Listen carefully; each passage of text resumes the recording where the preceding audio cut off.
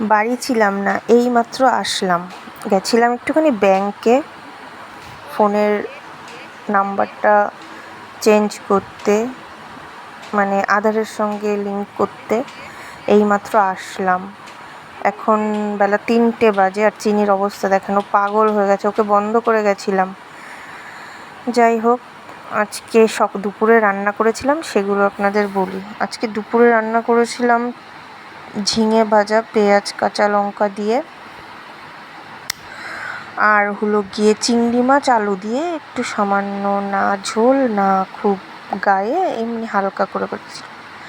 ঝিঙে ভাজা সবাই যেভাবে ভাজে সেভাবেই ভেজেছিলাম। এত গরম পড়েছে তাই আর নাটক করে অন্য কিছু করতে পারলাম না, রান্নাই করতে ইচ্ছে করছিল না।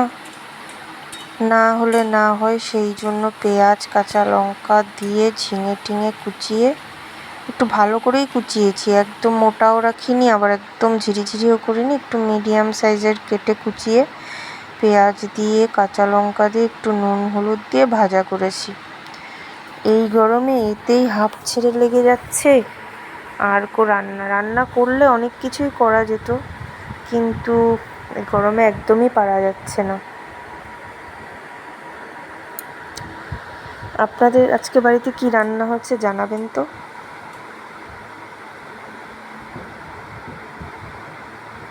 এর মধ্যে আবার ওর বাবা ডিউটি থেকে এসছে একটা আজকে কাজ সেরকম ছিল না, সকাল সকাল চলে এসেছিল, তাই আবার ওকে গ্লুকন্ডি করে দিয়েছিলাম। আমিও খাবো, ওকে আগে করে দিলাম, তারপর আমি খাবো। কারণ এই গরমে বারবার গলা টানছে, বারবার গলা শুকিয়ে যাচ্ছে।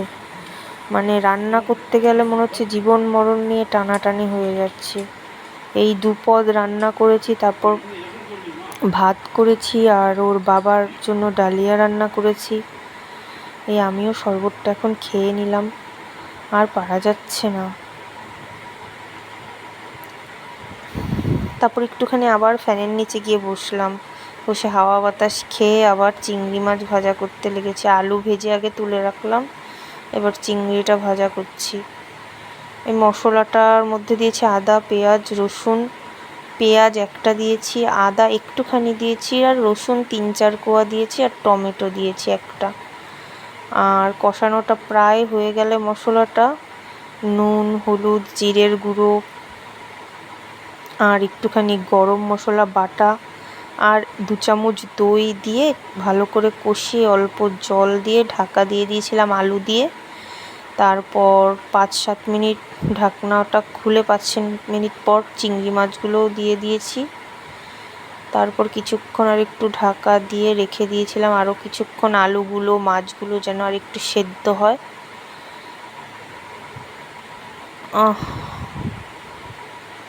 তারপর কিছুক্ষণ রেখে দেব আর একটু ঢাকা দিয়ে, তাহলেই হয়ে যাবে। আজকে এই রান্না।